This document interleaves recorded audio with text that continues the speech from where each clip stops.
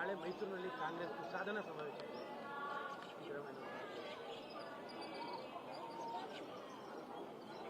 ಸಿದ್ದರಾಮಯ್ಯನವರು ಅಂತ ಹೇಳಿದ್ರೆ ಸಮಾವೇಶ ಅಂತ ಹೇಳಿದ್ರೆ ಸಿದ್ದರಾಮಯ್ಯನವರು ಯಾವ ಸಂದರ್ಭಗಳಲ್ಲಿ ಸಿದ್ದರಾಮಯ್ಯನವರು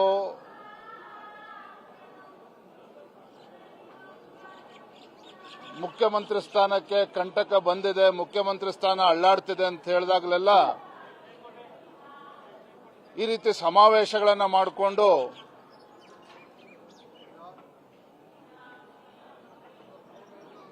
ನೇರವಾಗಿ ಕಾಂಗ್ರೆಸ್ ಹೈಕಮಾಂಡ್ ಅನ್ನ ಬೆದರಿಸತಕ್ಕಂತ ಒಂದು ಷಡ್ಯಂತ್ರವೂ ಕೂಡ ಈ ಸಮಾವೇಶಗಳ ಹಿಂದೆ ಇದೆ ಅನ್ನೋದು ಯಾರು ಕೂಡ ಮರೆಯೋದಕ್ಕೆ ಸಾಧ್ಯ ಇಲ್ಲ. ಮೊನ್ನೆ ತಾವು ನೋಡಿದ್ರಿ, ದೆಹಲಿಗೆ ಹೋದಾಗ ಸಿದ್ದರಾಮಯ್ಯನವರಿಗೆ ರಾಹುಲ್ ಗಾಂಧಿ ಅವರು ಅಪಾಯಿಂಟ್ಮೆಂಟ್ ಕೂಡ ಕೊಡಲಿಲ್ಲ. ನೇರವಾಗಿ ಮಲ್ಲಿಕಾರ್ಜುನ್ ಖರ್ಗೆ ಅವ್ರನ್ನ ಭೇಟಿ ಮಾಡಿ ನ್ಯಾಷನಲ್ ಮೀಡಿಯಾಗೆ ಇಂಟರ್ವ್ಯೂ ಕೊಡ್ಕೊಂಡು ಕಾಂಗ್ರೆಸ್ ಪಕ್ಷದ ಹೈಕಮಾಂಡ್ಗೆ ಸವಾಲನ್ನು ಹಾಕಿ ಬಂದಿರತಕ್ಕಂಥದ್ದು ಕೂಡ ನಾವು ನೋಡಿದ್ದೇವೆ. ಹಾಗಾಗಿ ನಾಳೆಯ ಮೈಸೂರಿನ ಸಮಾವೇಶ ಇದು ಸಾಧನಾ ಸಮಾವೇಶ ಅಲ್ಲ, ಕಾಂಗ್ರೆಸ್ ಹೈಕಮಾಂಡ್ಗೆ ಒಡ್ಡಿರ್ತಕ್ಕಂಥ ಒಂದು ಬ್ಲಾಕ್ ಮೇಲ್ನ ಕುತಂತ್ರ ಇದರಿಂದ ಅಡಗಿದೆ. ನಾನು ಕೇಳ್ತೇನೆ ರಾಜ್ಯದ ಮುಖ್ಯಮಂತ್ರಿಗಳಿಗೆ, ಯಾವುದಕ್ಕೋಸ್ಕರ ನೀವು ಸಾಧನಾ ಸಮಾವೇಶ ಮಾಡ್ತೀರಿ? ಸಾಧನಾ ಸಮಾವೇಶ ಮಾಡತಕ್ಕಂಥ ಸಂದರ್ಭವೇ ಸೃಷ್ಟಿಯಾಗಿಲ್ಲ. ಏನ್ ಸಾಧನೆ ಮಾಡಿದ್ದೀರಿ? ಇತ್ತೀಚೆಗೆ ಚಿನ್ನಸ್ವಾಮಿ ಕ್ರೀಡಾಂಗಣದಲ್ಲಿ ಸಿದ್ದರಾಮಯ್ಯನವರು ಡಿಕೆ ಶಿವಕುಮಾರ್ ಮಧ್ಯೆ ಪೈಪೋಟಿ ಇತ್ತು. ಆರ್ಸಿಬಿ ಗೆಲುವಿನಲ್ಲಿ ಪುಕ್ಕಟೆ ಪ್ರಚಾರವನ್ನು ಗಿಟ್ಟಿಸಿಕೋಬೇಕು ಅನ್ನುವ ನಿಮ್ಮ ಪೈಪೋಟಿಯಲ್ಲಿ 11 ಜನ ಪ್ರಾಣ ಕಳೆದುಕೊಂಡ್ರು. ಮುಖ್ಯಮಂತ್ರಿಗಳು ನೇರವಾಗಿ ಹೊಣೆಯನ್ನ ಹೊರಬೇಕಾಗಿತ್ತು, ಡಿಕೆ ಶಿವಕುಮಾರ್ ಅವರು ಹೊಣೆಯನ್ನ ತೆಗೆದುಕೊಳ್ಬೇಕಾಗಿತ್ತು. ಆದರೆ ಅಮಾಯಕ ಪೊಲೀಸ್ ಅಧಿಕಾರಿಗಳನ್ನ ಬಲಿ ಕೊಟ್ಟು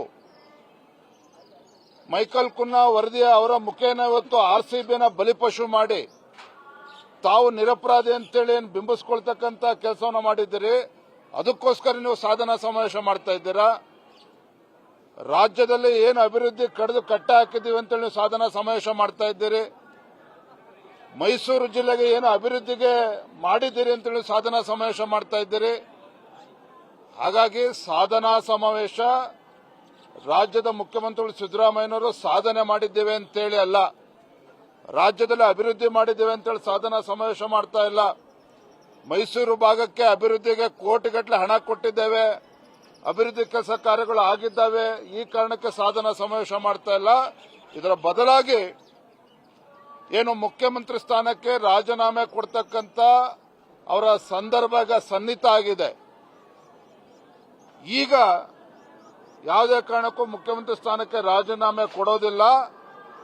ಹಾಗಾಗಿ ಸಾಧನಾ ಸಮಾವೇಶ ಮುಖೇನ ಕಾಂಗ್ರೆಸ್ ಹೈಕಮಾಂಡ್ಗೆ ಬೆದರಿಸತಕ್ಕಂಥ ಒಂದು ಷಡ್ಯಂತ್ರ ಇದರಿಂದಿದೆ. ನೀವು ಯಾವ್ಯಾವಾಗ ಸಿದ್ದರಾಮಯ್ಯನವರು ಈ ರೀತಿ ಸಮಾವೇಶಗಳನ್ನು ಮಾಡಿದ್ದಾರೆ ನೀವು ಹಿಂದೆ ಮೆಲ್ಕಾಕ್ ನೋಡಿ. ಮೈಸೂರಿನ ಮೂಡ ಹಗರಣದಲ್ಲಿ ಬೆಂಗಳೂರಿನಿಂದ ಮೈಸೂರಿನ ಪಾದಯಾತ್ರೆ ಮಾಡಿದ್ವಿ ಭಾರತೀಯ ಜನತಾ ಪಾರ್ಟಿ ಜೆಡಿಎಸ್ ಪಕ್ಷ. ಆತಂಕಕ್ಕೆ ಈಡೇದ ಒಳಗಾಗಿದ್ದಂಥ ಸಿದ್ದರಾಮಯ್ಯನವರು ಅವರು ಕೂಡ ಸಮಾವೇಶಗಳನ್ನು ಮಾಡ್ಕೊಂಡು ಬಂದು ಮೈಸೂರಿನಲ್ಲೂ ಸಮಾವೇಶ ಮಾಡಿದ್ರು.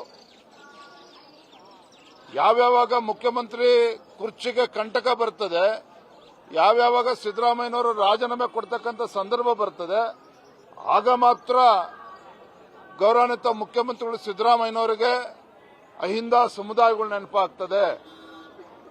ಅಹಿಂದ ಸಮುದಾಯಗಳನ್ನ ಬಂಡವಾಳವಾಗಿ ಮಾಡಿಕೊಂಡು ಡಿಕೆ ಶಿವಕುಮಾರ್ಗೆ ಕಾಂಗ್ರೆಸ್ ಹೈಕಮಾಂಡ್ಗೆ ಬೆದರಿಸತಕ್ಕಂಥ ತಂತ್ರ ಕುತಂತ್ರ ಇದೆಯೇ ಹೊರತು ಇದರಲ್ಲಿ ಯಾವುದೇ ಸಾಧನೆ ಈ ಸಿದ್ದರಾಮಯ್ಯನವರು ಮಾಡಿಲ್ಲ ಮುಖ್ಯಮಂತ್ರಿಗಳಾಗಿ. ಹಾಗಾಗಿ ಸಮಾವೇಶ ಮಾಡೋದ್ರಲ್ಲಿ ಯಾವುದೇ ಅರ್ಥನೂ ಕೂಡ ಇಲ್ಲ.